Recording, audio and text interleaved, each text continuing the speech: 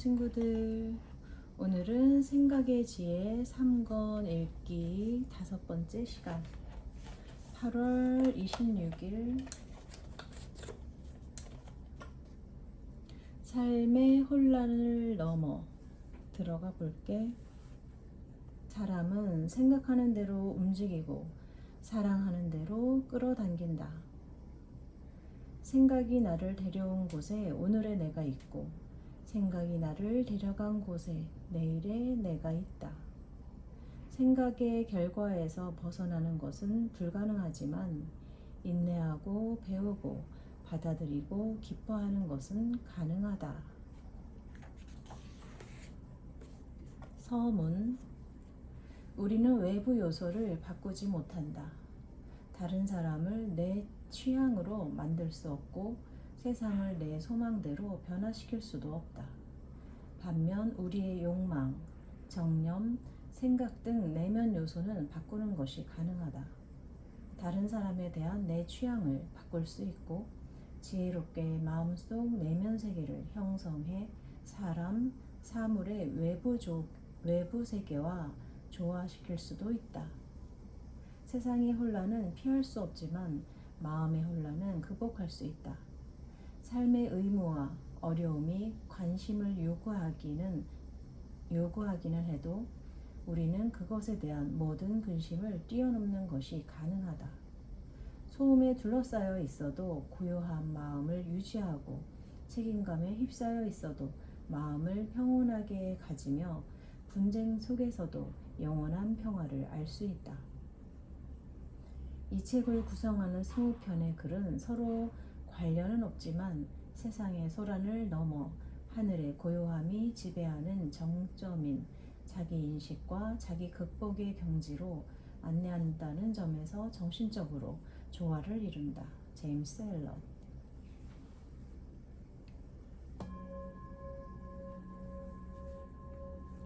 제목 진정한 행복. 변하지 않는 다정한 기질을 유지하며 오직 순수하고 온화한 생각만 하고 어떤 상황에서도 행복해지는 것. 이렇게 축복받은 환경과 더불어 아름다운 인격과 삶은 모든 사람, 그 중에서도 특히 이 세상에서 불행을 줄이고 싶은 이들의 목표가 되어야 한다. 거칠고 불순하고 불행한 삶에서 스스로 벗어나지 못한 자가 어떤 이론이나 신학을 전파해 세상을 더 행복하게 만들 수 있다고 생각한다면 그것은 대단한 착각이다. 매일 거칠고 불순하고 불행한 삶을 살아가는 사람은 날마다 세상에 불행을 더한다. 반면 계속해서 선의를 베풀고 행복한 삶에서 멀어지지 않는 사람은 매일 세상에 행복을 더하는데 이는 종교적 신념과는 무관하다. 베풀고 사랑하고 온유해지고 행복해지는 법을 배우지 못한 사람은 아무리 책에서 배운 바가 많고 성경에 심오한 지식을 쌓았다 해도 거의 아무것도 알지 못하는 상태와 같다. 인생의 깊고 진실하며 영원한 가르침은 온유하고 순수하고 행복해지는 과정 속에 있기 때문이다. 어떤 적대감이 드러나도 결코 꺾이지 않는 친절한 행동은 자기 자신을 극복한 영혼이라는 확실한 표시이자 지혜의 증거이고 진리를 깨달았다는 증거다. 다정하고 행복한 영혼은 경험과 지혜에 무르익은 결실을 통해 눈에 보이지는 않지만 강력한 향기를 내뿜어 주변에 영향을 미친다. 다른 이들의 마음을 기쁘게 하고 세상을 정화한다.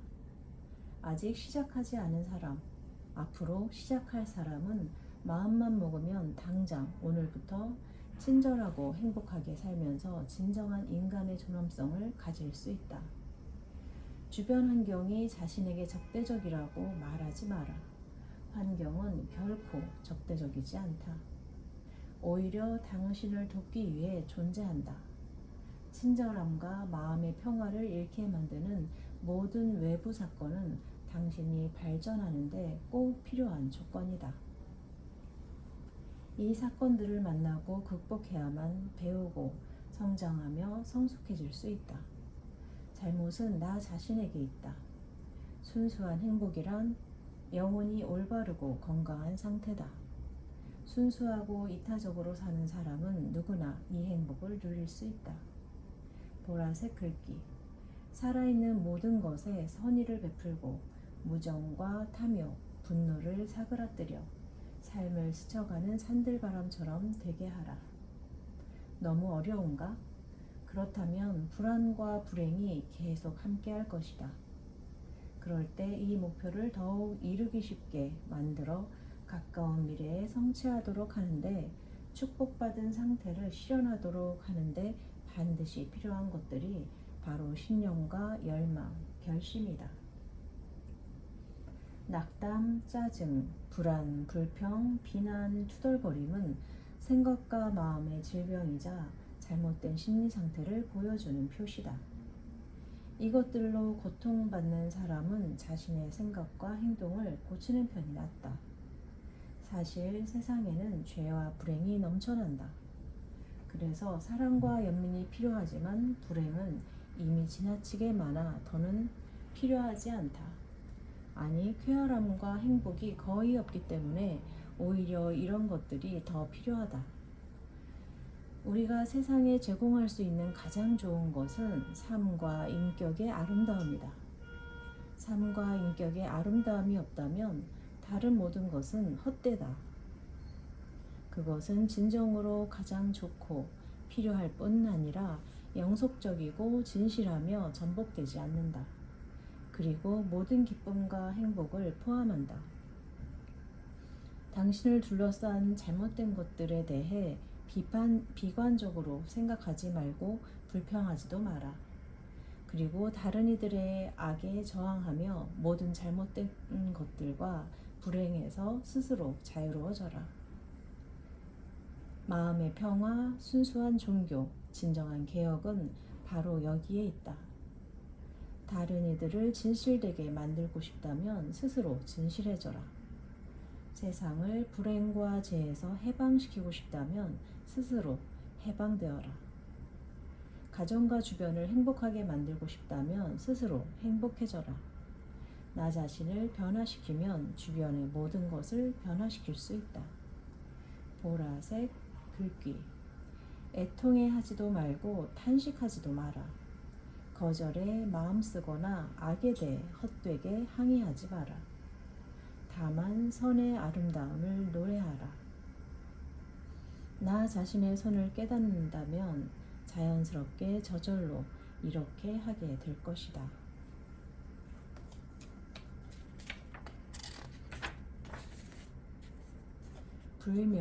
제목 불멸의 인간. 불멸성은 지금 여기에 자리하며 무덤 너머에 있는 사변적인 어떤 것이 아니다. 그것은 몸의 감각과 변화무쌍하고 불안한 마음 상태는 물론 삶의 상황과 사건들이 무상하고 따라서 실체가 없는 것처럼 보이는 맑은 의식 상태다. 불멸성은 시간에 구속되지 않기에 결코 시간 속에서 찾을 수 없다. 불멸성은 시간에 구속되지 않기에 결코 시간 속에서 찾을 수 없다. 그것은 영혼에 속한다. 시간이 지금 여기에 있는 것처럼 영혼도 지금 여기에 있다. 우리가 채워지지 않고 소멸하는 시간에서 삶을 얻는 자아를 극복한다면 영혼을 발견해 그 안에 자리 잡을 수 있을 것이다. 감각과 욕망, 일상생활에 지나가는 사건에 몰두하면서 그것들을 자신의 본질로 여기는 동안에는 불멸성에 대한 지식을 얻을 수 없다.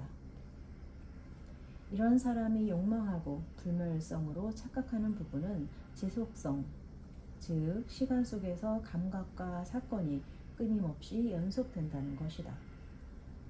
즉각적인 만족을 자극하고 만족을 채우는 대상들 속에 살면서 그것들을 사랑하고 집착하는 사람, 그것과는 독립된 의식 상태를 깨닫지 못하는 사람은 지속성을 갈망한다. 그리고 지금까지 노예처럼 사로잡혀 자신과 분리할 수 없다고 여겨오던 속세, 사치와 기쁨으로부터 떨어져 나와야 한다는 생각 자체를 없애려고 노력한다. 지속성은 불멸성의 반대말이며 지속성에 몰두하는 것은 곧 영적인 죽음이다. 지속성의 본질은 변화와 무상함이다. 끊임없는 삶과 죽음이다. 육체의 죽음은 인간에게 결코 불멸성을 부여하지 못한다. 영혼은 인간과 다르지 않다. 의식이 부서져 작은 열병 같은 삶을 살면서도 여전히 변화와 필멸에 빠져 있다. 쾌락을 사랑하는 인격의 지속성을 갈망하는 필멸에 인간은 죽음 이후에도 여전히 필멸한다. 다만 과거 기억이나 미래에 대한 지식 없이 시작과 끝이 있는 또 다른 삶을 살아갈 뿐이다. 불멸의 인간은 고정되고 변하지 않는 의식 상태로 고양되어 시간의 영향을 받는 것들로부터 스스로를 분리한 사람이며 지나가는 사건과 감각의 영향을 받지 않은 사람이다. 인간의 삶은 끊임없이 변화하는 사건의 연속이다. 필멸의 시간은 연속된 흐름에 몰입되어 있고 그것과 함께 흘러간다. 그렇게 흘러가기 때문에 자신의 앞과 뒤에 있는 것들에 대한 지식이 없다. 불멸의 인간은 이 연속성에서 빠져나온 사람으로 움직이지 않은 채 서서 그 흐름을 지켜본다. 고정된 자리에서 삶이라는 변화하는 것의 앞과 뒤, 중간을 모두 본다. 더는 인간의 감각과 감정의 동요, 시간에 구속된 삶을 이루는 외부 변화에 자신을 동일시 하지 않고 자신과 인류, 국가의 운명을 바라보는 침착한 목격자가 된다. 필멸의 인간은 꿈에 사로잡힌 사람이다. 그는 자신이 이전에 깨어 있었다는 사실도 다시 깨어날 것이라는 사실도 알지 못하는 즉 지식이 없는 몽상가일 뿐 그 이상도 이하도 아니다. 불멸의 인간은 꿈에서 깨어난 사람으로 자신의 꿈이 영원한 현실이 아니며 지나가는 환상임을 안다. 그는 지속성과 불멸성의 두 가지 상태에 대한 지식을 가진 자로서 자기 자신을 완전히 지배한다. 필멸의 인간은 시작과 끝이 있는 시간 또는 세상의 의식 상태에서 살아가는 반면 불멸의 인간은 시작도 끝도 없이 영원한 현재만 존재하는 우주 또는 천국의 의식 상태에서 산다. 그래서 모든 변화에도 침착하고 흔들리지 않으며 육체의 죽음이 그가 살아가는 영원한 의식 상태를 어떤 식으로도 방해하지 않는다. 불멸의 인간에 대해 흔히 그는 죽음을 맛보지 않을 것이다 라고 말한다. 그가 필멸의 흐름에서 벗어나 진리의 거처에 자리를 잡았기 때문이다. 육체, 인격, 국가, 세계는 사라지지만 진리는 남아있으며 그 영광은 시간에 흐려지지 않는다. 불멸의 인간은 자신을 극복한 사람이자 스스로를 더는 인간의 자기 추구적인 에너지와 동일시하지 않는 사람이다. 또한 자기 자신을 단련해 주인으로서 자기 추구적인 에너지를 통제하고 이를 만물의 인과적 에너지 및 근원과 조화를 이루게 하는 사람이다. 마음과 정신을 영원하고 변하지 않는 진리로 향하게 해 진리의 삶이 가져오는 변치 않는 찬란함을 깨달은 사람은 삶의 고뇌와 열병이 멈추고 의심과 두려움이 사라지며 죽음이 오지 않는다. 제목 자아의 극복. 많은 사람이 자아의 극복, 욕망의 근절, 인격의 소멸이라는 말에 대해 매우 혼란하고 잘못된 생각을 가지고 있다. 일부 사람, 특히 이론을 추구하는 지식인들은 그것을 삶, 행위와는 완전히 별개인 형이상학적 이론으로 간주하며 또 어떤 사람은 모든 생명, 에너지, 행동을 분쇄하고 정체와 죽음을 이상화하려는 시도라고 결론짓기도 한다. 개인의 마음속에 생기는 이러한 혼란과 잘못된 생각은 스스로가 해결해야 하지만 진리를 추구하는 사람의 경우 다른 방식으로 문제를 제시함으로써 해결이 조금 쉬워질 수도 있다. 자아의 극복 또는 소멸에 대한 원칙은 단순함 그 자체다. 실제로 너무 단순하고 실천적이며 가까운 곳에 있어서 아직 온갖 이론과 신학적 체계, 사변적 철학으로 마음이 흐려지지 않은 5살짜리 어린아이가 복잡한 이론을 받아들여 단순하고 아름다운 진리를 놓쳐버린 어른보다 더 이해하기가 쉽다. 자아의 소멸은 분열, 다툼, 고통, 질병, 슬픔으로 이어지는 영혼의 모든 요소를 제거하고 파괴한다. 선하고 아름다우며 평화를 만들어내는 특성들까지 파괴한다는 의미가 아니다. 예를 들어 누군가 짜증이나 분노를 표출하고 싶을 때 엄청난 노력을 기울여 이기적 성향을 극복하고 인내와 사랑의 정신을 가지고 행동한다면 그는 자기 극복의 순간에 자아의 소멸을 실천하는 것이다. 고귀한 사람은 말로는 부인할지라도 얼마간 자아의 소멸을 실천한다. 신처럼 아름다운 자질만 남았을 때까지 모든 이기적 성향을 없애고 자아의 소멸을 완성한 사람은 인격, 즉 모든 개인적 요소를 소멸해 진리에 도달했다는 평가를 받는다. 소멸되어야 할 자아는 무익하고 슬픔을 만들어내는 다음 10가지 요소로 구성되어 있다. 보라색 글귀, 욕정, 증오, 탐욕, 방종, 이기심, 허영, 교만, 의심, 어두운 믿음, 망상. 이 10가지 요소는 욕망의 몸통을 이루는 만큼 완전히 버리고 소멸해야 한다. 반면 다음의 10가지 신성한 자질은 기르고 실천하며 보존해야 한다. 보라색 글귀, 순결, 인내, 겸손, 자기 희생, 자립심, 용기, 지식, 지혜, 연민, 사랑. 이것들이 곧 진리의 몸통을 구성한다. 그 안에서 온전히 살아간다면 진리를 실천하는 사람, 진리를 아는 사람이 될 뿐더러 진리의 화신이 될 수 있다. 이 10가지 요소가 결합된 것을 자아 또는 인격이라고 하며 이것이 곧 진리를 이룬다. 이를 실천하는 자는 비개인적이고 영원하며 실제하는 불멸의 사람이 된다. 결국 자아의 소멸은 고귀하고 참되며 영구적인 자질들을 파괴하는 것이 아니라 비열하고 거짓되며 덧없는 자질들을 파괴하는 법을 깨닫게 한다. 그리고 자아의 극복이란 즐거움, 행복, 기쁨을 박탈하는 것이 아닌 기쁨을 만들어내는 자질들을 갖고 살면서 즐거움, 행복, 기쁨을 지속적으로 소유하는 것이다. 즐거움 자체를 버리는 것이 아니라 즐거움에 대한 욕망을 버리는 것이다.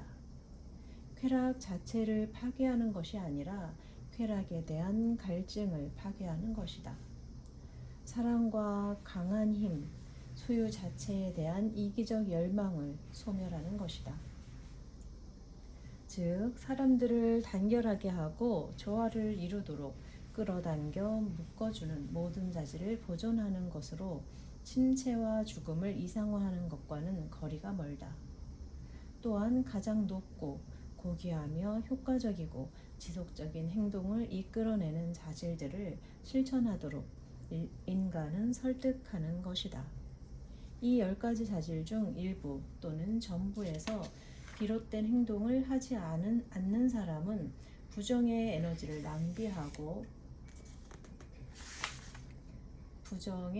에너지를 낭비하고 영혼을 보존하지 못하지만 10가지 자질 중 일부 또는 전부에서 비롯된 행동을 실천하는 사람은 진실되고 현명하게 처신해 영혼을 보존한다. 무익하고 슬픔을 만들어내는 10가지 요소에 치중하면서 사는 사람, 영적 진리를 보지 못하고 듣지 못하는 사람은 자기 포기의 원칙에서 아무런 이끌림을 발견하지 못한다. 그에게 자기 포기는 존재의 완전한 소멸로 보이기 때문이다. 반면 천상의 10가지 자질을 실천하며 살려고 노력하는 사람은 자기 포기의 원칙에 담긴 영광과 아름다움을 보면서 그것이 영원한 생명의 기초임을 깨닫는다.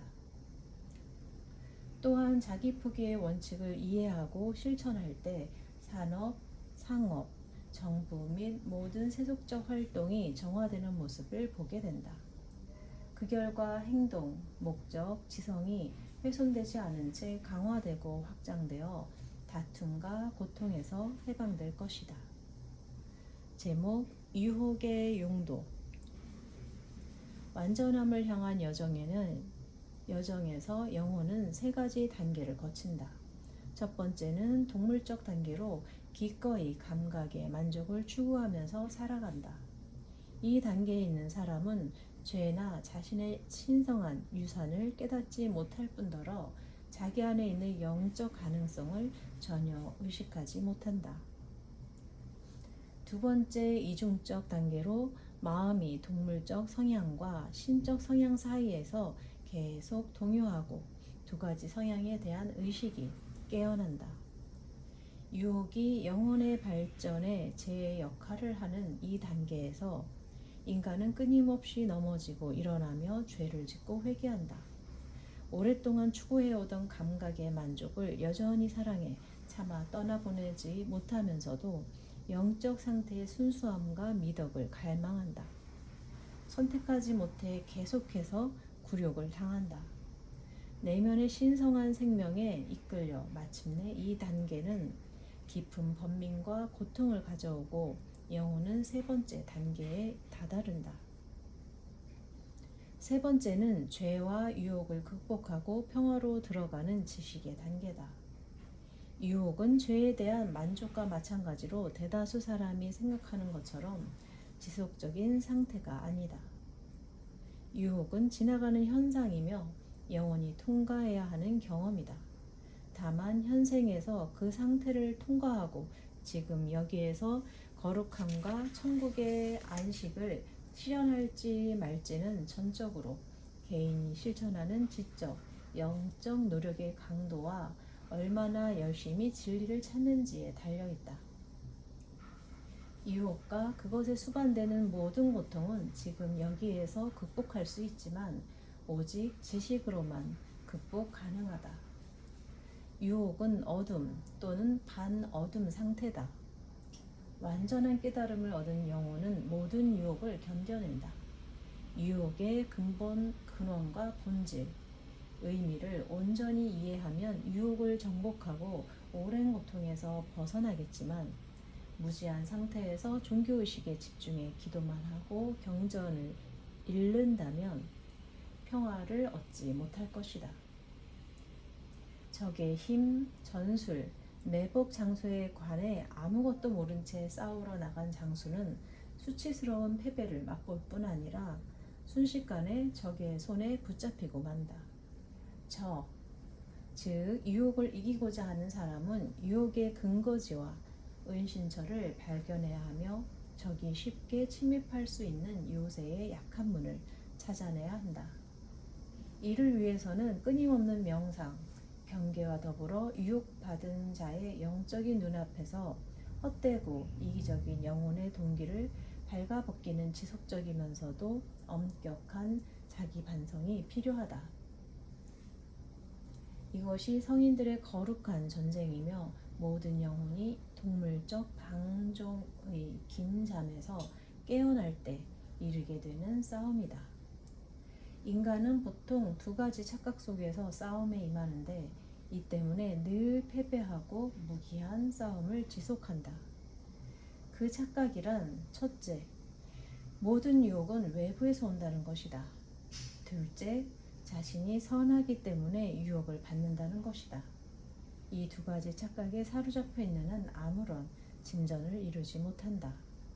하지만 착각을 떨쳐버리면 승리의 승리를 거듭하면서 영적인 기쁨과 안식을 맛볼 것이다. 다음 두 가지 날카로운 진리가 이들 두 가지 착각을 대신해야 한다. 첫째, 모든 유혹은 내면에서 온다. 둘째, 사람은 자기 안에 있는 악 때문에 유혹을 받는다. 신, 사탄, 악령, 외적 대상이 유혹의 근원이라는 생각은 반드시 떨쳐버려야 한다. 모든 유혹의 근원과 원인은 내적 욕망에 있다. 따라서 이 두 가지 진리를 깨닫는다면 외적 대상과 외부의 힘이 정화되거나 제거되어 영혼을 죄와 유혹으로 이끄는데 완전히 무력해진다. 외적 대상은 유혹의 계기일 뿐 결코 원인이 아니다. 유혹의 원인은 유혹을 받는 사람의 욕망에 있다. 유혹의 원인이 외적 대상에 있다면 모든 사람이 똑같이 유혹에 빠질 테고 이를 극복할 수 없을 것이며 결국 아무런 가망 없이 끝없는 고통에 처하고 만다. 유혹의 원인은 자신의 욕망에 뿌리를 두고 있다. 따라서 구제책도 자기 자신에게 있고 욕망을 정화함으로써 모든 유혹을 이겨낼 수 있다. 사람은 부정하다고 생각하는 자기 안의 특정 욕망이나 마음 상태 때문에 유혹을 받는다. 이러한 욕망은 오랫동안 잠들어 있어서 없애버렸다고 생각할 수도 있지만 갑자기 외적 대상이 나타나면 잠자고 있던 욕망이 깨어나 즉각적인 만족을 갈망한다. 이것이 바로 유혹의 상태다. 사람의 선함은 결코 유혹에 들지 않으며 오히려 유혹을 파괴한다. 유혹에 드는 것은 사람 안에 있는 악이다. 그리고 유혹의 정도는 자신의 부정함을 보여주는 정확한 척도다. 마음을 정화하면 유혹이 멈춘다. 법칙을 벗어난 어떤 욕망이 마음에서 제거되면 과거 그 욕망에 호소하던 유혹이 무력해지고 소멸하는데 이는 유혹의 호소에 반응할 욕망이 마음에 남아있지 않기 때문이다. 정직한 사람은 기회가 아무리 적절하더라도 훔치고 싶은 유혹을 받지 않으며 식욕이 정련된 사람은 아무리 맛있는 음식과 포도주가 있어도 폭식과 폭음의 유혹을 받지 않는다. 내면에 있는 덕이 강해 마음이 고요하고 깨달음을 얻은 사람은 분노, 짜증, 복수의 유혹을 받지 않으며 무정한 관계와 유혹은 정화된 마음 위로 텅 비고 의미 없는 그림자처럼 떨어진다. 유혹은 인간에게 그 자신의 죄와 무지가 어디에 있는지 보여주고 그를 지식과 순결의 더 높은 경지로 이끄는 수단이 된다. 유혹이 없다면 영혼은 성장하고 강해질 수 없으며 지혜와 진정한 미덕도 있을 수 없다. 삶의 무기력과 죽음은 있어도 평화와 충만함은 있을 수 없다. 유혹을 이해하고 정복하면 반드시 완전해질 수 있다. 이러한 완전성은 자신이 가진 모든 이기적이고 불순한 욕망을 지식의 희생적인 불 속으로 기꺼이 던져버릴 수 있는 사람에게 주어진다. 그러니 유혹에 든 사람은 아직 진리를 이해하지 못하고 배울 것도 많다는 사실을 깨달아 부지런히 진리를 찾아야 한다. 시험을 받는 사람은 제 스스로 시험에 든다는 사실을 알아야 한다. 사도야 고보는 사람이 시험 받는 것은 자기 정욕에 끌리기 때문이다 라고 말했다. 시험에 드는 까닭은 자기 안에 있는 동물성에 매달려 그것을 놓아주지 않으려 하기 때문이다.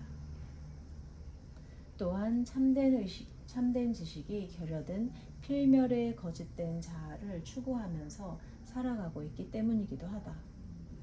그는 자신의 즉각적인 만족 외에는 아는 것도 추구하는 것도 없으며 모든 진리와 신성한 원리에 대해서도 무지하다. 그런 사람은 필멸의 거짓된 자아에 집착하면서 욕망의 고통, 과식의 고통, 후회의 고통이라는 세 가지 괴로움에 끊임없이 시달린다. 보라색 글귀. 그러니 만물에 대한 정욕과 목마름, 트리슈나를 불태워라. 멸망하는 자여, 너는 그림자에 집착하고 꿈에 빠지는구나.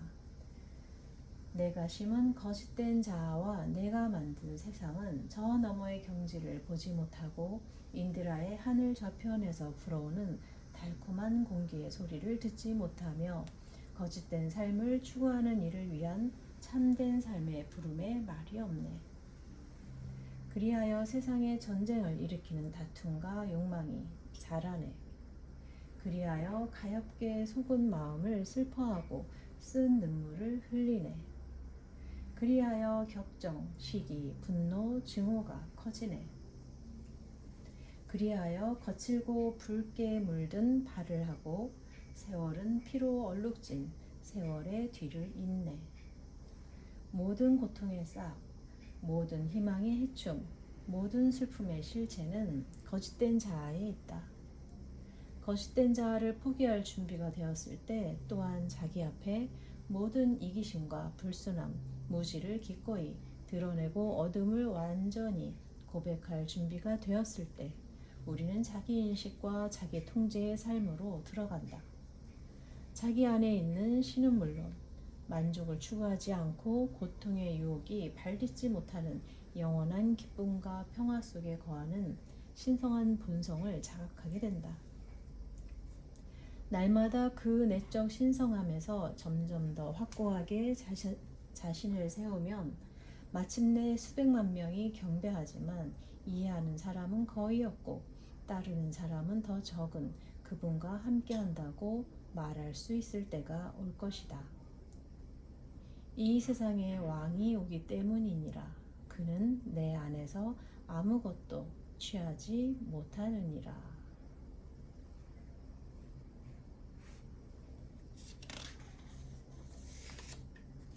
제목 진실한 사람.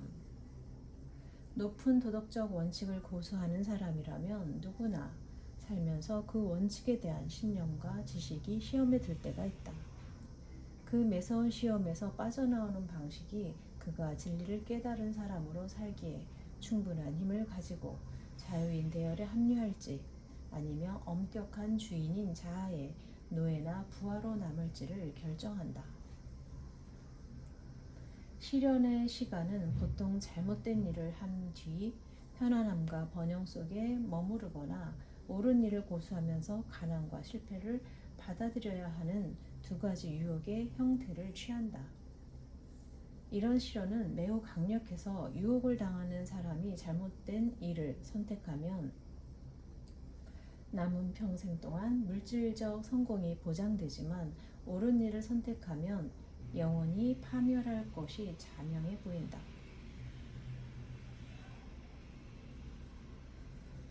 이런 시련은 매우 강력해서 유혹을 당하는 사람이 잘못된 일을 선택하면 남은 평생 동안 물질적 성공이 보장되지만 옳은 일을 선택하면 영원히 파멸할 것이 자명해 보인다. 유혹을 당하는 사람은 종종 의로움의 길이 제시하는 이 무시무시한 전망 앞에서 순간 움찔하고 무너진다. 그러나 그가 유혹의 맹공격을 견딜 만큼 충분히 강하다는 사실을 입증하면 내옥의 유혹자 자아의 영이 빛의 천사 모습을 하고 나타나 내 아내와 자녀들을 생각하라. 내게 의지하는 사람들을 생각하라.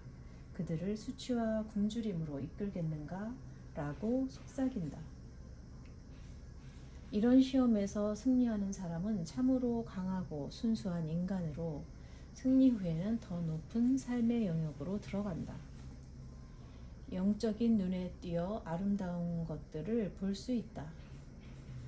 피하지 못할 것 같았던 가난과 파멸은 오지 않고 영원한 성공과 평온한 마음, 조용한 양심이 찾아온다. 반면 시험에 실패한 사람은 약속된 번영을 얻지 못해 마음이 불안해지고 양심이 고통받는다. 옳은 일을 하는 사람은 실패하지 않고 그른 일을 하는 사람은 성공할 수 없는 이유는 다음과 같다. 보라색 글귀. 의로 나가는 법칙은 결국 아무도 방향을 돌리거나 멈출 수 없기 때문이다. 정의는 만물의 핵심이고 대법칙은 선하기에 진실한 사람은 두려움, 실패, 가난, 수치, 불명예를 이긴다. 시인은 이 법칙에 대해 이렇게 말한다. 보라색 글귀. 그 사랑의 핵심, 그 끝은 평화와 달콤한 복종에서 오는 충만한 완성. 현재의 쾌락이나 물질적 안락을 잃을까 두려워 내면의 진리를 부정하는 사람은 상처를 입을 뿐 아니라 강탈과 모욕, 유린을 당할 것이다. 그가 먼저 자신의 고귀한 자아를 상처 입히고 강탈하며 모욕하고 짓밟았기 때문이다. 반면 확고한 덕과 흠결없는 진실함을 가진 사람은 내면의 비겁한 자아를 부정하고 진리로 피신한 후라서 그러한 상황에 처하지 않는다. 사람을 노예로 만드는 것은 채찍과 사슬이 아니라 그 자신이 노예라는 사실이다. 비방과 비난, 악의는 의로운 사람에게 아무런 영향을 미치지 못하며 그에게서 어떤 신랄한 반응도 불러일으킬 수 없다. 또한 의로운 사람은 자신을 방어하고 결백을 증명할 필요도 없다. 자신의 순결함과 진실함만으로도 그를 향한 모든 적대적 행동에 대해 충분한 답이 된다. 의로운 사람은 어둠의 힘에 복종하지 않을 뿐더러 내면의 어두운 힘을 지배한다. 모든 악한 것은 선한 것으로 바꾸어 어둠에서 빛을, 증오에서 사랑을, 불명예에서 명예를 가져온다. 비방과 시기, 와전은 내면에 있는 진리의 보석을 더욱 빛나게 하며 그의 높고 거룩한 운명에 영광을 더할 뿐이다. 진실한 사람은 혹독한 시험에 들 때 기뻐하고 즐거워하는 것은 물론 자신이 믿는 고귀한 원칙에 대한 충실함을 증명할 기회가 주어졌다는 사실에 감사한다. 그리고 지금 거룩한 기회의 시간이 왔다. 진리를 위한 승리의 날이다. 비록 온 세상을 잃는다 해도 이 권리를 포기하지 않으리라고 생각한다. 그리하여 그는 악을 선으로 갚고 그릇된 행동을 하는 이들을 동정한다. 비방하는 자, 험담하는 자, 그릇된 행동을 하는 자는 잠깐은 성공인 것처럼 보이지만 결국 정의가 승리하는 법이다. 진실한 사람은 잠깐은 실패한 것처럼 보이지만 그는 무적이며 눈에 보이든 보이지 않든 그를 이길 무기는 어느 세상에서도 만들어질 수 없다. 제목 분별력. 영적 성장에 가장 필요한 한 가지 자질은 바로 분별력이다. 분별의 눈이 뜨일 때까지 사람의 영적 성장은 고통스러울 정도로 느리고 불확실하다. 이를 위한 시험, 증명, 탐색의 자질이 없으면 어둠 속에서 더듬을 수밖에 없고 실제하지 않는 것에서 실제하는 것을, 실체에서 그림자를 구별해내지 못하기 때문이다. 또한 거짓과 참을 혼동해 동물적 본성이 일으키는 내적 자극을 진리의 영이 보내는 격려로 착각하기 때문이다. 낯선 곳에 남겨진 장님은 어둠 속에서 길을 더듬어 가겠지만 여러 번 혼란을 겪고 넘어져 멍이 든다.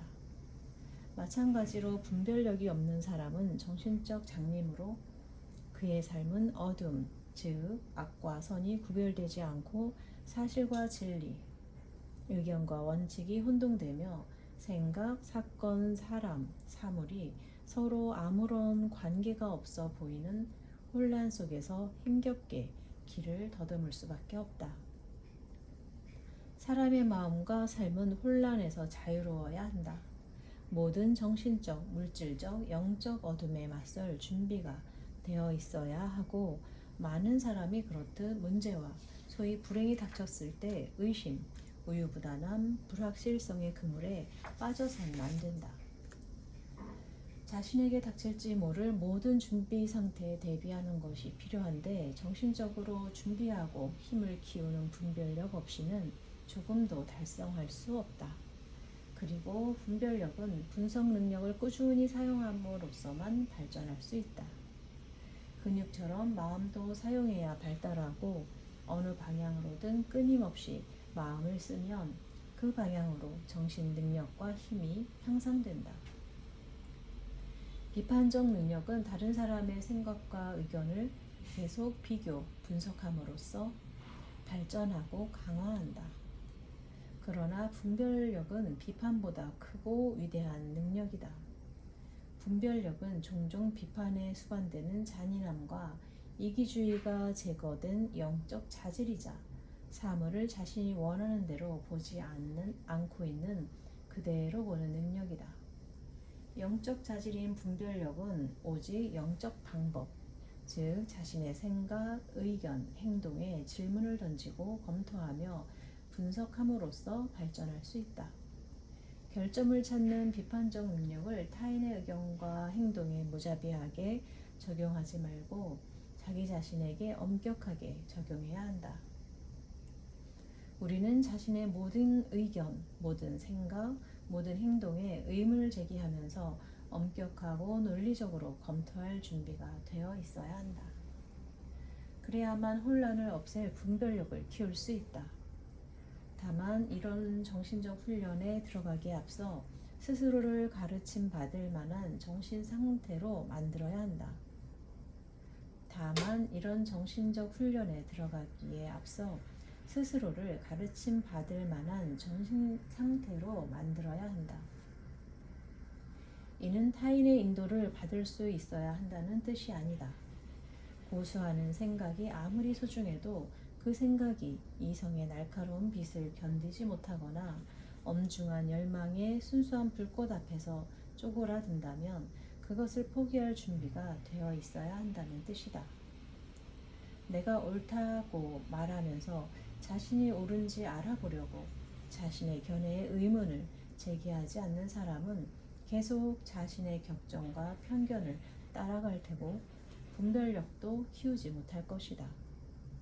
겸손하게 내가 옳은가? 라고 물으면서 진지한 생각과 진리에 대한 사랑으로 자신의 견해를 시험하고 증명하는 사람은 늘 참됨을 발견하고 그것을 거짓과 구별할 줄 알며 분별력이라는 귀중한 재산을 얻게 된다. 자기 의견을 엄격하게 검토하고 자기 견해를 비판적으로 따져보기를 두려워하는 사람은 먼저 도덕적 용기를 길러야만 분별력을 가질 수 있다. 우리는 진리의 순수한 원칙을 이해하기 전에 우리가 모든 것을 드러내는 진리의 빛을 받기 전에 먼저 자기 자신에게 진실해야 하며 스스로를 두려워하지 않아야 한다. 진리는 더 많이 물을수록 더 밝게 빛난다. 검토하고 분석한다고 해서 고통받지 않는다. 반면 잘못은 더 많은 질문을 던질수록 어두워지며 순수하고 엄중한 생각의 입구에서 살아남지 못한다. 모든 것을 시험한다는 말은 선한 것을 찾아내고 악한 것을 버린다는 뜻이다. 논리적으로 생각하고 숙고하는 사람은 분별하는 법을 배우고 분별하는 사람은 영원한 참됨을 발견한다. 경솔한 사람에게는 혼란과 고통, 영적 어둠이 뒤따른다. 사려 깊은 사람에게는 조화와 축복, 진리의 빛이 곁을 따른다. 격정과 편견에 휩싸인 사람은 눈이 멀어 분별할 수 없으며 여전히 그리스도를 십자가에 못 박고 바라바를 풀어주는 것과 마찬가지다. 바라바란 신약 성서에 등장하는 죄수. 격정과 편견에 휩싸인 사람은 눈이 멀어 분별할 수 없으며 여전히 그리스도를 십자가에 못 박고 바라바를 풀어주는 것과 마찬가지다. 제목 믿음 행동의 기초. 믿음은 현자의 가르침에서 중요한 단어로 모든 종교에서 두드러지게 나타난다. 예수는 구원이나 부활을 위해서는 특정 종류의 믿음이 필요하다고 강조했는데 부처는 올바른 믿음이 진리의 길에서 가장 중요한 첫 번째 단계라고 분명히 가르쳤다. 올바른 믿음 없이는 올바른 행동을 할 수 없으며 자신을 올바르게 다스려 바르게 처신하는 법을 배우지 못한 사람은 진리의 가장 단순한 기초를 이해하지 못한 것이기 때문이다. 위대한 스승들이 제시한 믿음은 특정 학파나 철학, 종교에 대한 믿음이 아니라 삶의 전 과정을 결정하는 마음의 태도다. 믿음과 행동은 하나가 다른 하나를 결정하기 때문에 분리될 수 없다. 믿음은 모든 행동의 기초이고 그렇기에 마음이나 정신을 지배하는 믿음은 당사자의 삶에 그대로 나타난다. 사람은 누구나 자신의 가장 깊은 내면의 뿌리를 둔 믿음에 따라 정확히 행동하고 생각하며 생활한다. 마음을 다스리는 법칙이 가진 수학적 특성 때문에 두 가지 상반된 조건을 동시에 믿는 것은 절대 불가능하다. 예를 들어 정의와 불의, 증오와 사랑, 평화와 다툼, 자아와 진실을 함께 믿을 수 없는 것이다. 모든 사람은 이들 상반되는 것 중 어느 하나를 믿을 뿐 결코 둘 다 믿지 않으며 매일의 행동이 그가 가진 믿음의 본질을 나타낸다. 정의를 믿고 그것을 영원한 불멸의 원칙으로 여기는 사람은 의로운 분노로 끓어오르지 않고 삶이 불공평하다고 냉소하거나 비관하지 않으며 어떤 시련과 어려움 속에서도 침착하고 흐트러지지 않는다. 이런 사람은 정의가 지배한다는 사실을 믿는 데다 불의로 불리는 모든 것이 무상한 환상임을 믿기 때문에 다른 행동을 할 수가 없다. 자신의 동료들이 불의하다고 끊임없이 분노하거나 자신이 부당한 대우를 받고 있다고 이야기하거나 세상에 정의가 부족하다며 슬퍼하는 사람은 행동과 마음의 태도를 통해 자신이 불의를 믿는다는 사실을 드러낸다.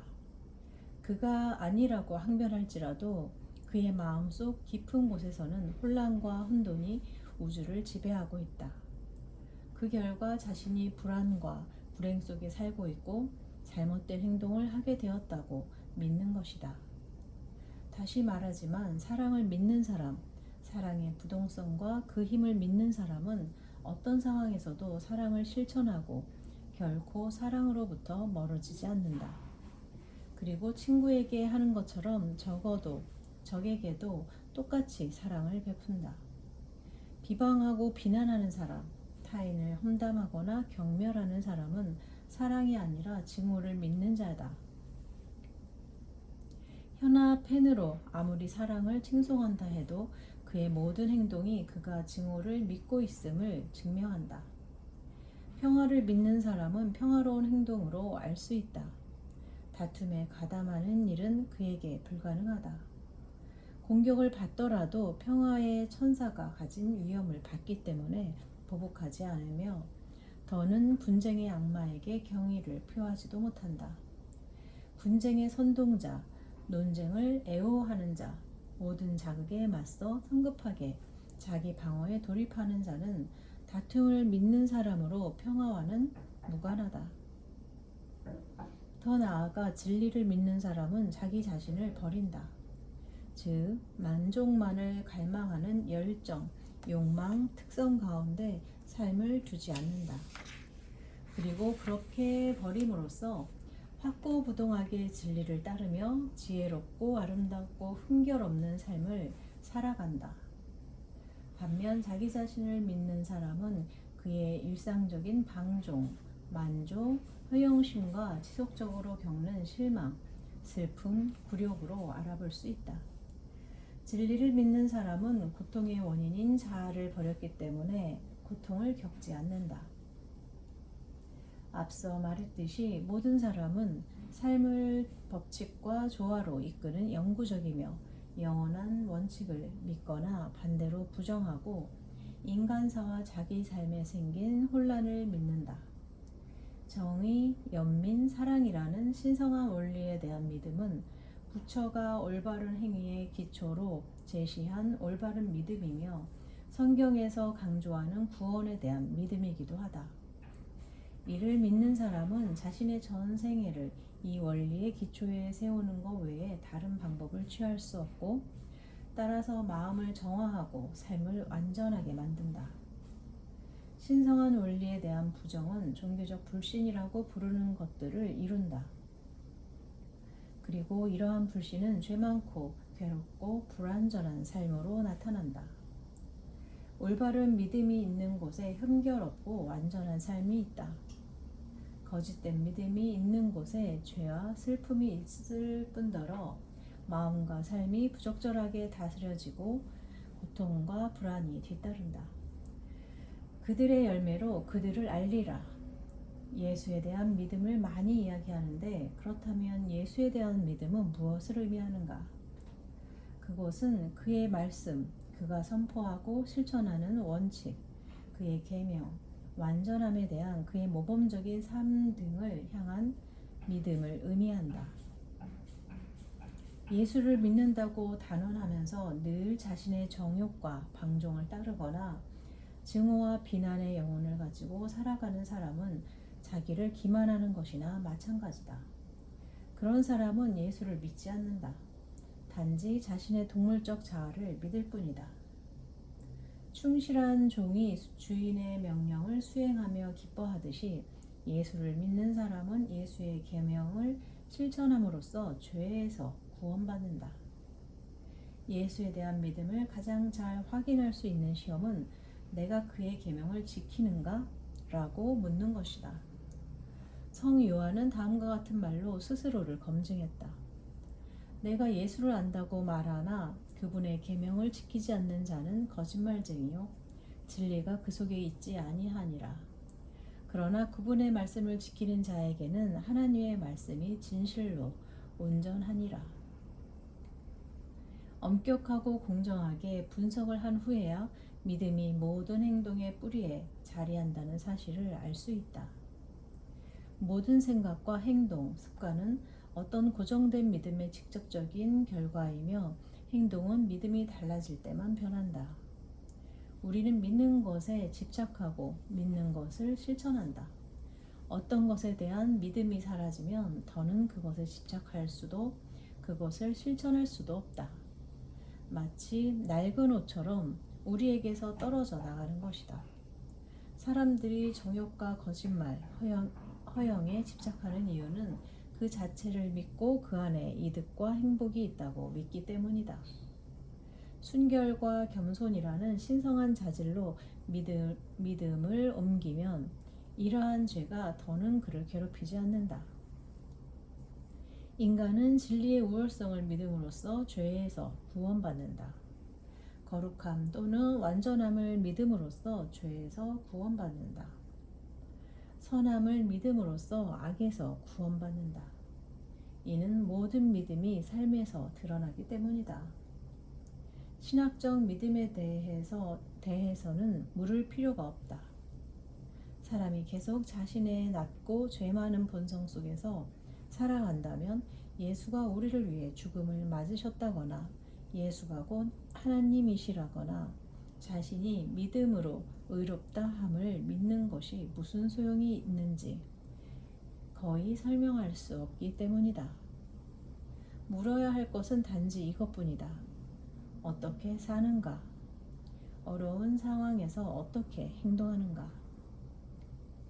이들 질문에 대한 대답이 그가 악의 힘을 믿는지 선의 힘을 믿는지를 보여줄 것이다. 선의 힘을 믿는 사람은 선하고 영적이며 경건한 삶을 살아간다. 선은 하나님이자 참으로 하나님 그 자신이기에 굳건하고 흔들리지 않는 신념으로 최고의 선을 믿는 사람은 곧 모든 죄와 슬픔을 뒤로하고 떠나게 될 것이다.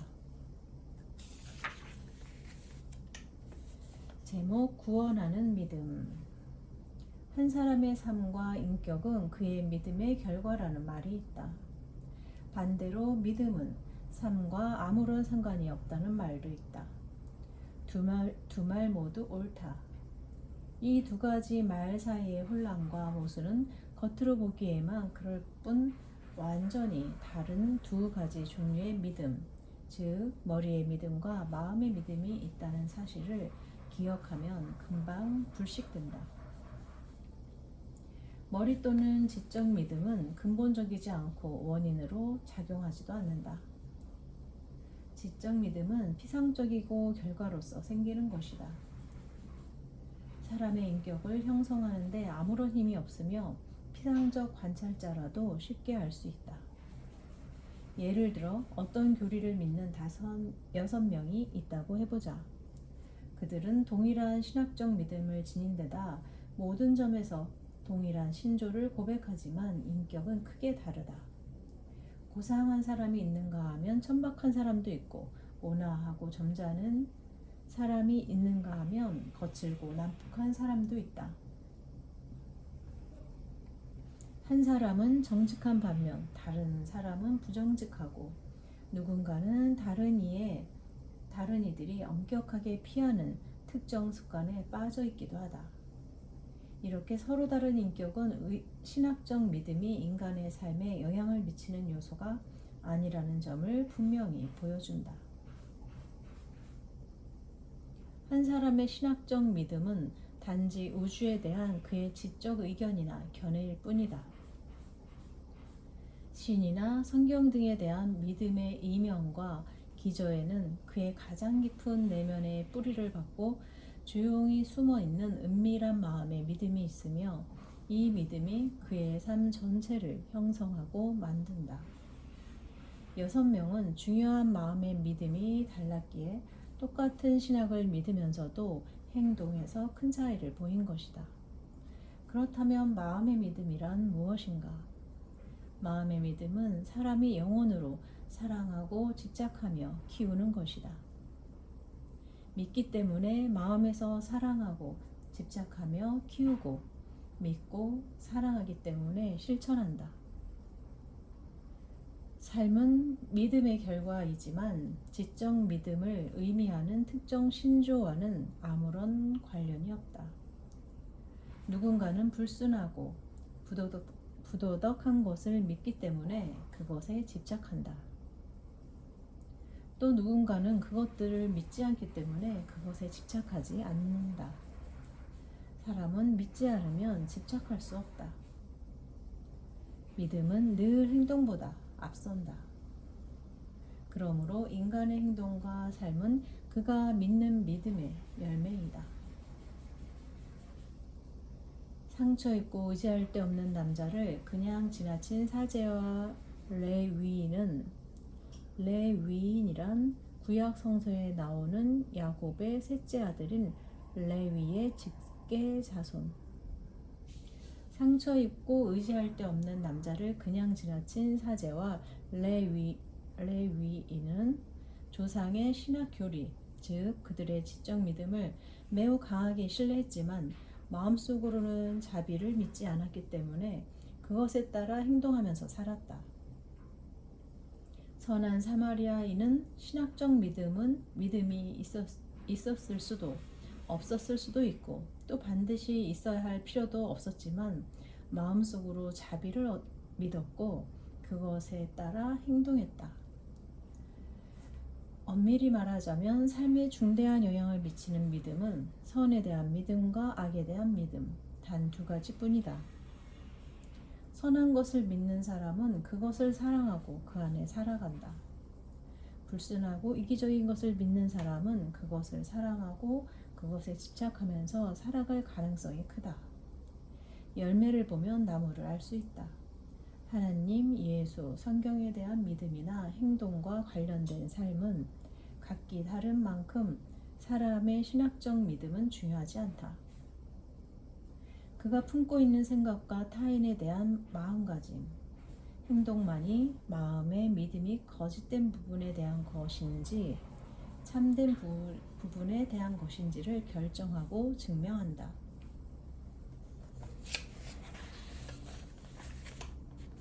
제목, 생각과 행동. 나무에 열매가 열리고 샘에서 물이 솟듯이 생각에도 행동이 뒤따른다. 행동은 아무 이유 없이 갑자기 나타나지 않는다.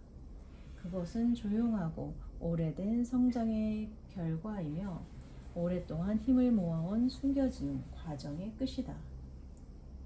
나무에 열린 열매와 바위에 솟아난 물은 모두 공기와 땅의 자연적 과정이 조합된 결과로 이것들은 오랫동안 비밀리에 함께 작용해 현상을 만들어냈다.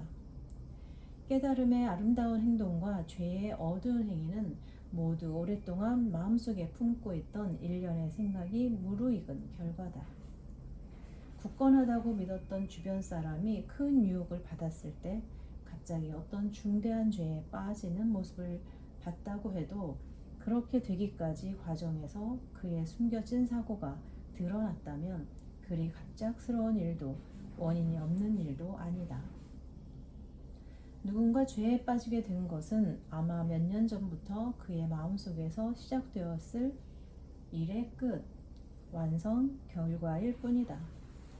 그 사람은 부도덕한 생각이 마음에 들어오도록 했고 2번, 3번 그 생각을 맞아들여 마음속에 자리 잡게 했다. 점차 그 생각에 익숙해져 고이 간직했으며 애지중지하면서 바꿔나갔다. 마음속에 들어온 생각은 점점 자라나 마침내 능력과 힘을 얻어 무르익고 행동으로 터져나올 수 있는 기회를 스스로에게 끌어당겼다.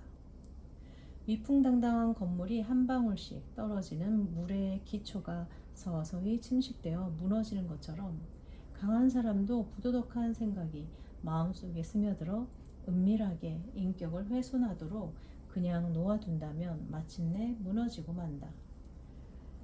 모든 죄와 유혹이 개인이 가진 생각의 자연스러운 결과라고 본다면 죄와 유혹을 극복하는 방법 또한 분명해지고 그 성취는 가까운 가능성이 되며 이내 확실한 현실이 될 것이다.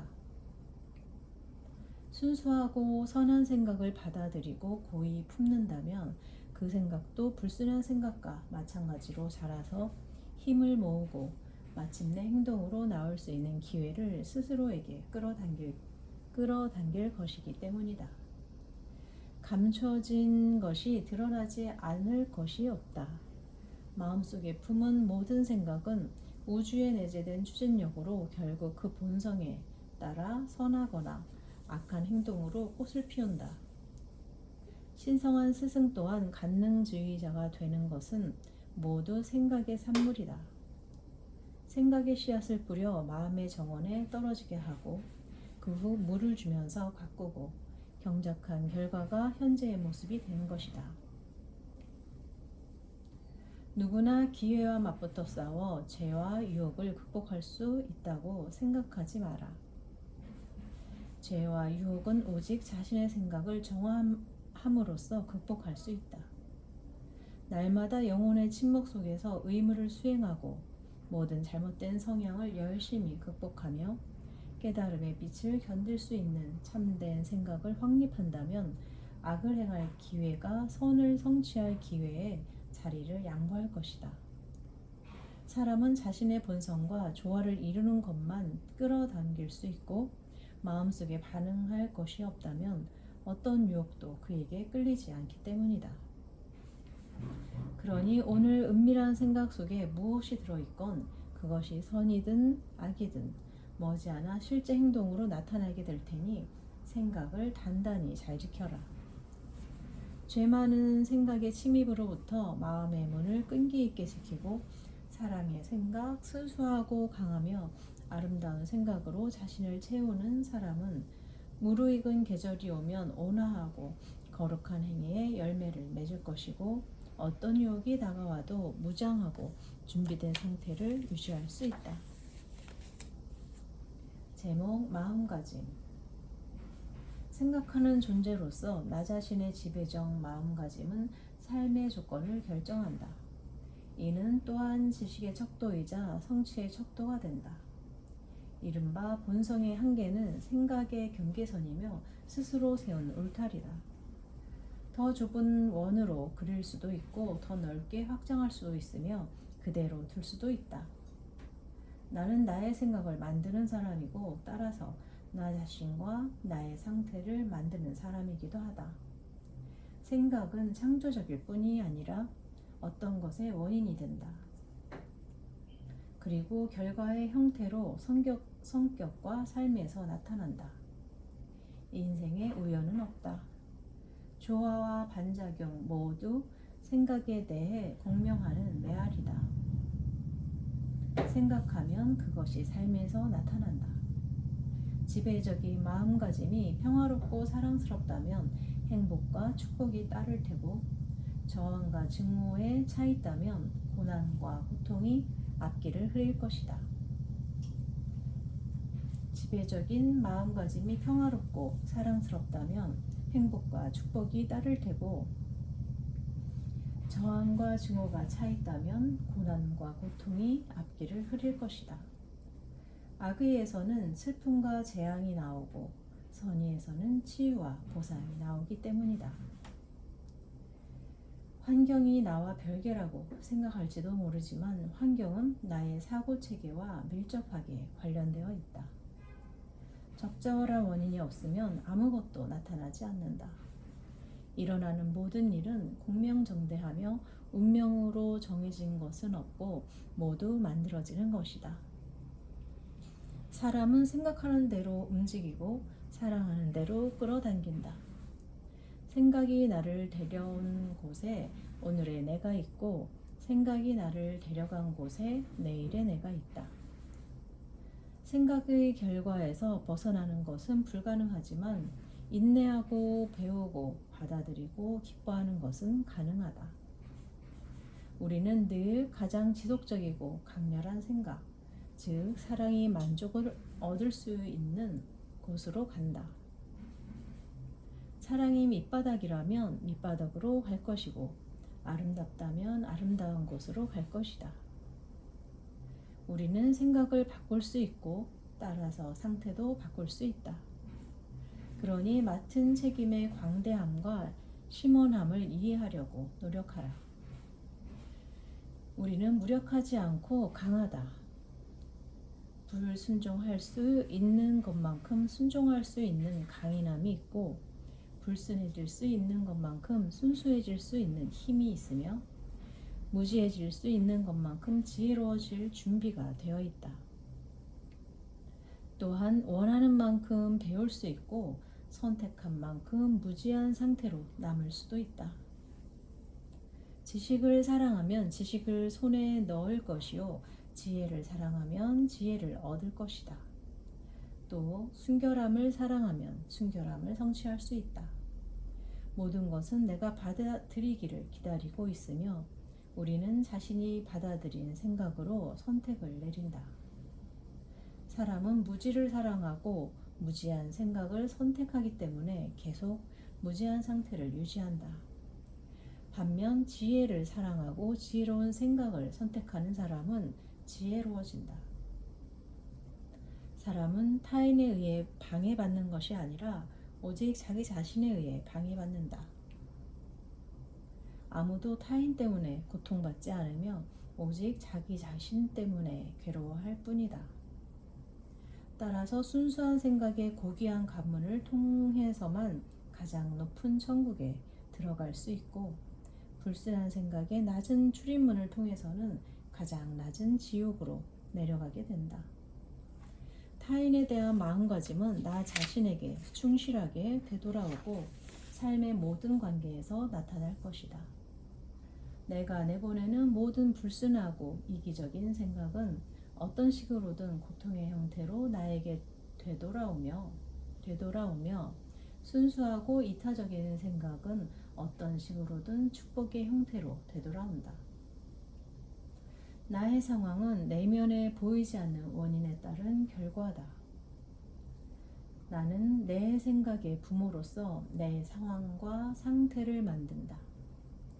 나 자신을 알면 인생의 모든 사건이 공정함의 완벽한 저울로 무게를 단다는 사실을 깨닫게 될 것이다.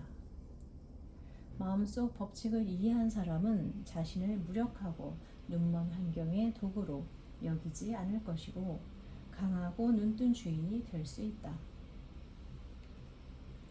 제목 뿌리고 거두기. 봄철 밭이나 시골길에 나가면 농부나 정원사가 땅에 새로 준비한 씨를 뿌리느라 바쁜 모습을 볼 수 있다. 만약 이들 정원사나 농부 중 한 명에게 지금 뿌리는 씨앗에서 어떤 종류의 작물이 나오길 기대하느냐고 묻는다면 그는 의심할 여지 없이 당신을 바보로 여기면서 아무것도 기대하지 않는다고 대답할 것이다. 그러고는 심고 있는 씨앗과 같은 종물의 작물을 얻는 것이 주지의 사실이라고 덧붙일 것이다. 경우에 따라서는 특정 종류의 작물을 심으려고 밀이나 보리, 순물을 파종한다면서 말이다. 자연의 모든 사실과 과정에는 현명한 사람을 위한 도덕적 교훈이 담겨 있다. 우리 주변 자연세계의 모든 법칙은 인간의 마음과 삶에서와 동일한 수학적 확실성을 가지고 작용한다. 예수의 모든 비유는 이 진리를 설명하고 있으며 자연의 단순한 사실에서 끌어낸 것이다. 마음과 삶에는 씨를 뿌리는 과정이 있다. 이 영적 파종은 뿌린 씨앗의 종류에 맞는 수확으로 이루어진다. 생각, 말, 행동은 뿌린 씨앗이며 사물의 불가침한 법칙에 따라 그 종류에 맞게 결실을 맺는다. 증오로 가득 찬 생각을 하는 사람은 스스로에게 증오를 가져온다. 사랑으로 가득 찬 생각을 하는 사람은 사랑을 받는다. 생각과 말과 행동이 진실된 사람은 진실한 친구들에게 둘러싸여 있고 진실되지 않은 사람은 진실하지 않은 친구들에게 둘러싸여 있다.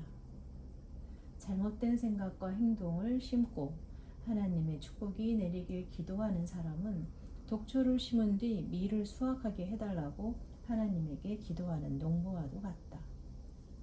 보라색 글귀. 너는 내가 뿌린 대로 거두리라. 저 들판을 보라. 참깨를 뿌린 곳에 참깨가 나고 옥수수를 뿌린 곳에 옥수수가 나니 침묵과 어둠은 알고 있네. 사람의 운명도 그렇다는 것을 스스로 뿌린 것을 거두리라. 복을 받고자 하는 사람은 복을 뿌려라. 행복해지고 싶은 사람은 타인의 행복에 관심을 기울여라. 씨 뿌리기에는 또 다른 측면이 있다. 농부는 모든 씨앗을 땅에 뿌린 다음 그것을 자연에 맡겨야 한다. 탐욕스럽게 씨앗을 저장해두면 씨앗도 잃고 작물도 수확하지 못한다. 씨앗이 썩어버릴 것이기 때문이다. 파종을 하면 씨앗은 소멸하지만 소멸하면서 큰 풍요를 가져온다. 우리 인생도 마찬가지로 버림으로써 얻는다. 흩뿌림으로써 부유해진다. 세상이 받지 못하기 때문에 나눠줄 수 없는 지식을 자신이 갖고 있다고 말하는 사람은 그런 지식을 갖고 있지 않거나 만약 갖고 있다 해도 곧 빼앗기고 만다. 아직 빼앗기지 않았다면 말이다. 쌓아두는 것은 곧 잃은 것이고 배타적으로 간직하는 것은 곧 빼앗기는 것이다. 심지어 물질적 부를 늘리려는 사람도 자신이 가진 적은 자본을 기꺼이 손에서 놓아 투자하고 그것이 불어나기를 기다려야 한다. 소중한 돈을 붙잡고 있는 한 그는 계속 가난할 뿐 아니라 매일 더 가난해지고 만다. 결국 그는 사랑하는 것들을 놓치게 되고 늘어나는 돈 없이 가진 돈마저 잃게 된다. 반면 현명하게 놓아버린다면, 그러니까 마치 농부처럼 금으로 된 씨앗을 뿌린다면 그것이 늘어나길 충실히 기다릴 수 있고 돈이 불어나길 합리적으로 기대하는 것도 가능하다. 사람들은 하나님에게 평화와 순결, 의로움과 행복을 달라고 기도하지만 이런 것들을 얻지 못한다. 왜 그럴까? 그 이유는 그들이 기도하는 바를 실천하지 않고 맞는 씨앗을 뿌리지 않기 때문이다. 한 번은 어느 목사가 매우 간절히 용서를 구하는 기도를 올리더니 얼마 지나지 않아 설교 도중 신도들에게 교회의 적들에게 자비를 베풀지 마라고 설파하는 모습을 본 적이 있다. 이러한 자기 기만은 불쌍하다. 사람들은 아직 평화롭고 복된 생각과 말, 행동을 뿌리는 것이 평화와 복을 얻는 길임을 배우지 못했다. 사람들은 분쟁과 불순함, 적개심의 씨앗을 뿌린 뒤 그저 구하기만 하면 평화와 순수, 화해, 풍성한 수확을 거둘 수 있다고 믿는다. 성마르고 싸우기 좋아하는 사람이 평화를 위해 기도하는 모습보다 더 딱한 광경이 어디 있겠는가. 사람은 뿌린 대로 거둔다. 따라서 누구든 이기심을 버리고 친절과 온유함, 사랑의 씨앗을 뿌린다면 지금 당장 모든 복을 수확할 수 있다. 만일 당신이 근심에 쌓여 있거나 슬프거나 불행하다면 자신에게 이렇게 물어보라. 내가 어떤 정신적 씨앗을 뿌렸는가? 나는 무슨 씨앗을 뿌리고 있는가? 나는 다른 사람들을 위해 무엇을 했는가? 다른 사람에 대한 나의 태도는 어떠한가?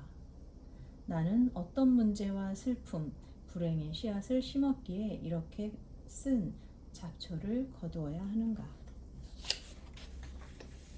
그가 내면을 탐구하고 찾게 하시며 찾은 후에는 자아의 모든 씨앗을 버리고 이후에는 진리의 씨앗만 심게 하소서.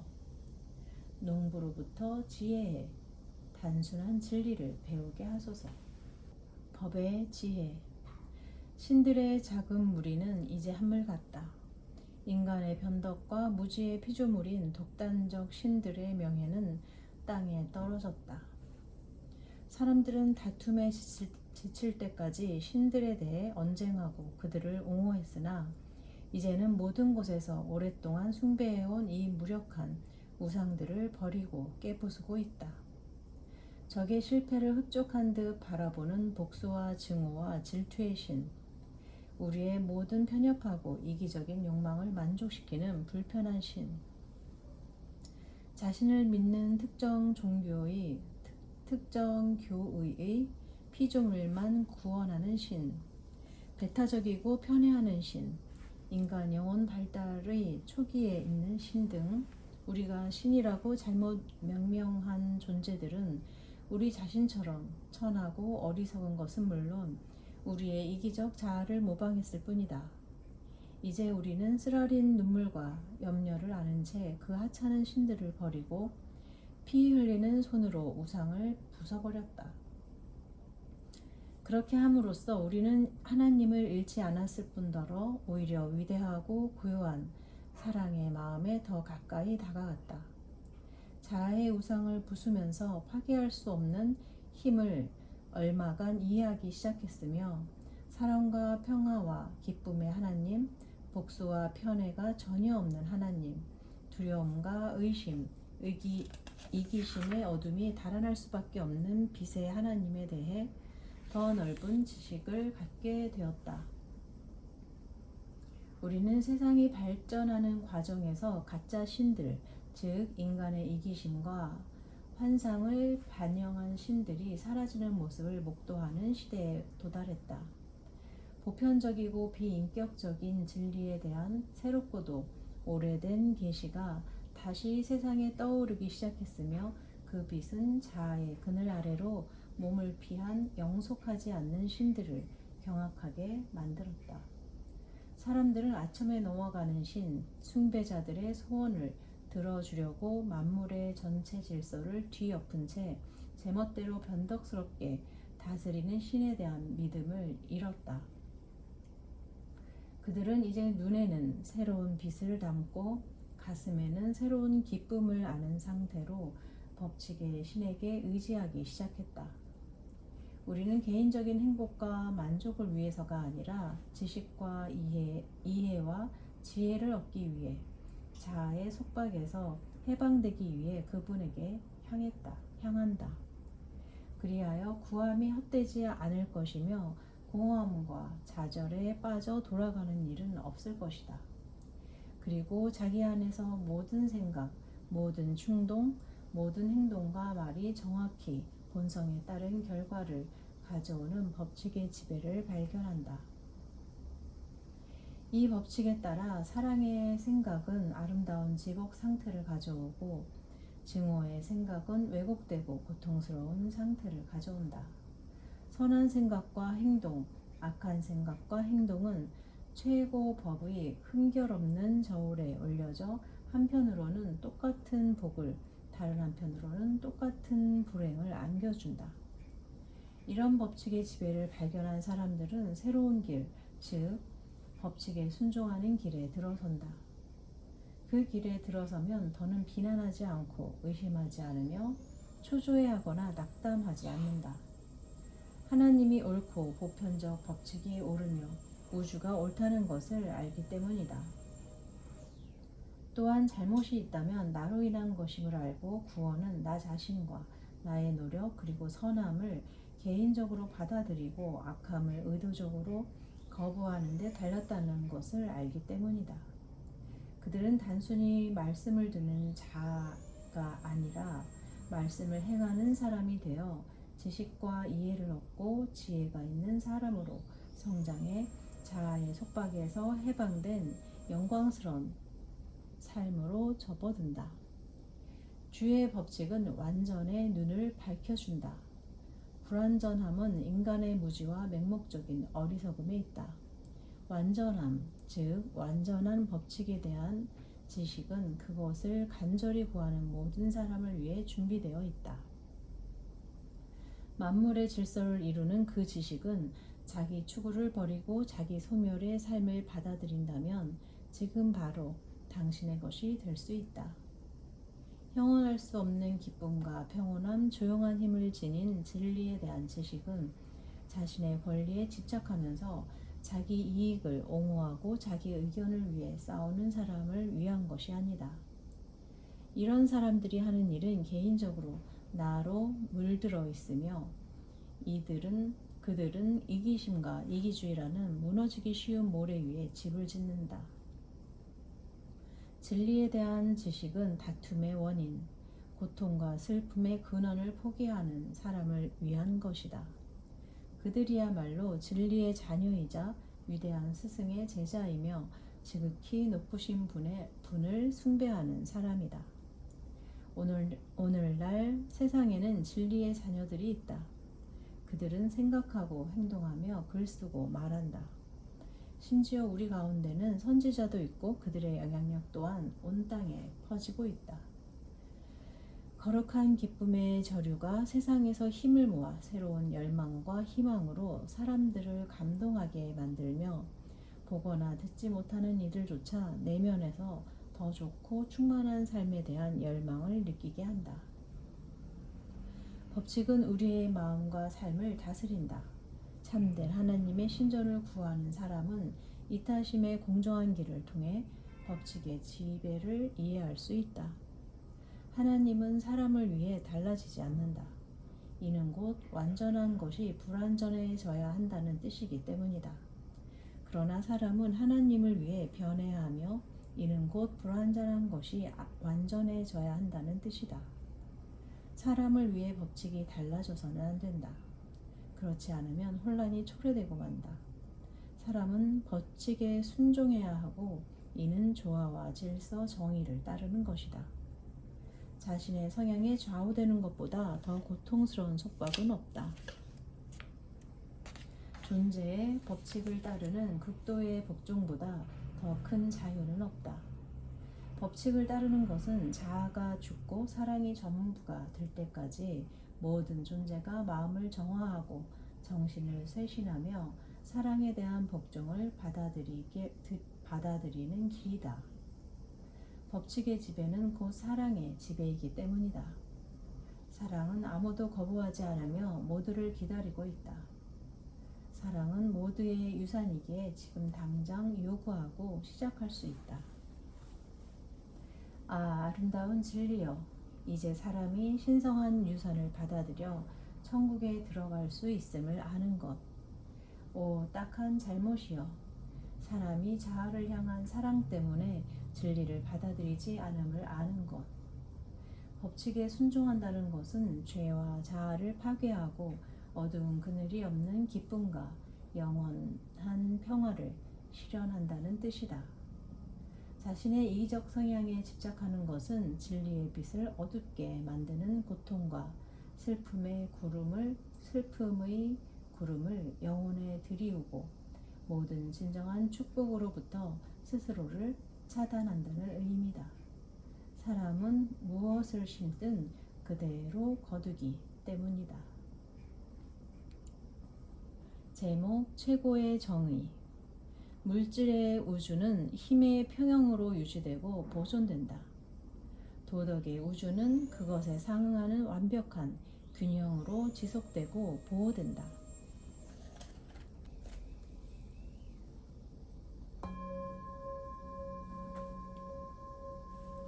오늘은 여기까지. 내일 또 만나.